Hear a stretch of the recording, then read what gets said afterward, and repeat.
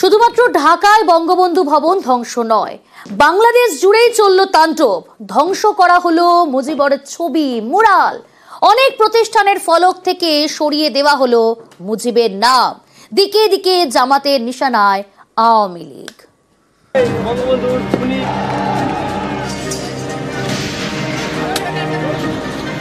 কাঁদো বাংলাদেশ, কাঁদো।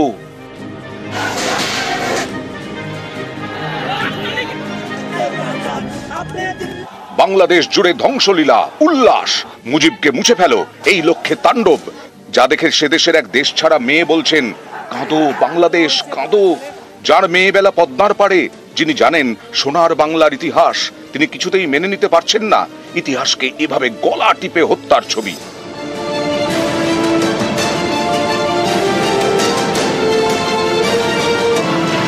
সোশ্যাল মিডিয়ায় তাসলিমা নাসরিন লিখেছেন, হাসিনার ওপর রাগ, তাহলে বঙ্গবন্ধুর মিউজিয়াম কেন পোড়ালো কট্টরপন্থীরা? হাসিনাকে দেশ থেকে তাড়ানোটাই কি যথেষ্ট নয়? শেখ মুজিবের মিউজিয়ামে হামলাকারীরা স্বাধীন বাংলাদেশ চায় না, স্বাধীন বাংলাদেশের শেষ স্মৃতিসৌধও পুড়িয়ে দেওয়া হলো। কাঁদো বাংলাদেশ, কাঁদো। ঢাকায় বঙ্গবন্ধু ভবন ধ্বংস, একই সঙ্গে বাংলাদেশ জুড়ে অশান্তির আগুন। সর্বত্র টার্গেট জাতির জনক শেখ মুজিবুর রহমান এবং আওয়ামী লীগ।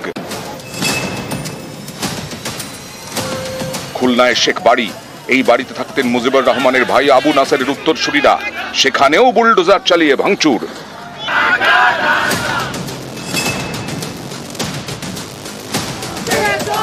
ঢাকার জাহাঙ্গীরনগর বিশ্ববিদ্যালয়, এই বিশ্ববিদ্যালয়ের একাধিক জায়গা থেকে মুজিব পরিবারের নাম মুছে দেওয়া হয়।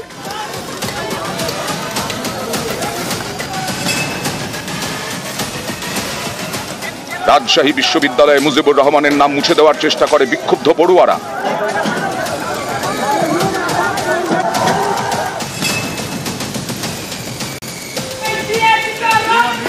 ময়মনসিংহে গুড়িয়ে দেওয়া হলো মুজিবের মিউরাল।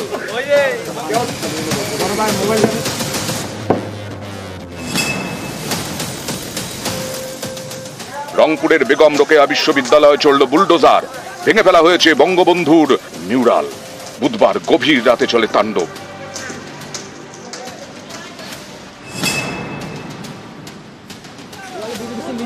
নোয়াখালীতে টার্গেট আওয়ামী লীগ, দলের সাধারণ সম্পাদক ওবায়দুল কাদেরের বাড়িতে হামলা, চলে ভাঙচুর, আগুন ধরিয়ে দেওয়া হয় গাড়িতে।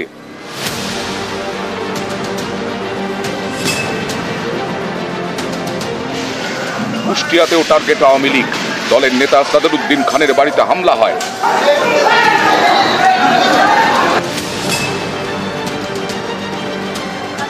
বরিশাল, এখানেও আক্রান্ত আওয়ামী লীগ নেতা সেরনিয়াবাদ সাদিক আব্দুল্লাহ, তার বাড়ি ভেঙে গুঁড়িয়ে দেওয়া হয়।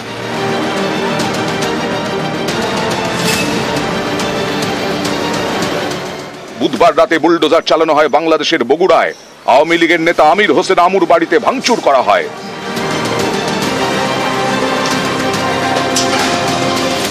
নিউজ 18 বাংলা।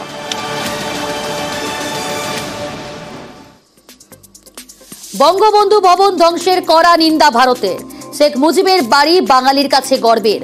দখলদারি নিপীড়নের বিরুদ্ধে লড়াইয়ের প্রতীক। এই ধরনের ধ্বংসলীলা কঠোরভাবে নিন্দনীয়। ধানমন্ডিতে হামলা নিয়ে বিবৃতি নয়া দিল্লির। দখলদারি ও নিপীড়নের বিরুদ্ধে বাংলাদেশের মানুষের প্রতিবাদের চিহ্ন ধানমন্ডির শেখ মুজিবুর রহমানের বাসভবন। বঙ্গবন্ধুর বাসভবন গুড়িয়ে দেওয়ার ঘটনা নিন্দনীয়। বাংলাদেশের স্বাধীনতার লড়াইকে যারা মর্যাদা দেন, গর্ববোধ করেন, তারা জানেন বঙ্গবন্ধুর ধানমন্ডির বাসভবন জাতীয় স্মৃতি। এই ধরনের ধ্বংসলীলা নিঃসন্দেহে চরম নিন্দার।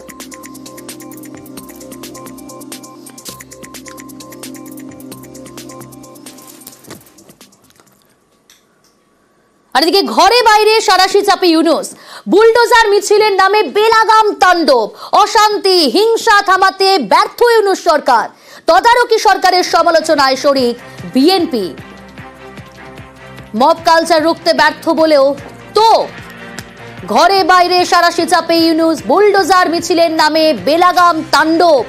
অশান্তি হিংসা তা থামাতে ব্যর্থ তদারকি সরকার। তদারকি সরকারের সমালোচনায় শরিক বিএনপি।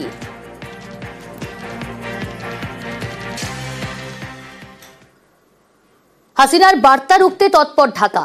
ভারত সরকারের কাছে অনুরোধ ইউনূস প্রশাসনের। বাংলাদেশে নিযুক্ত ভারতীয় হাই কমিশনারের মাধ্যমে নয়াদিল্লিকে বার্তা।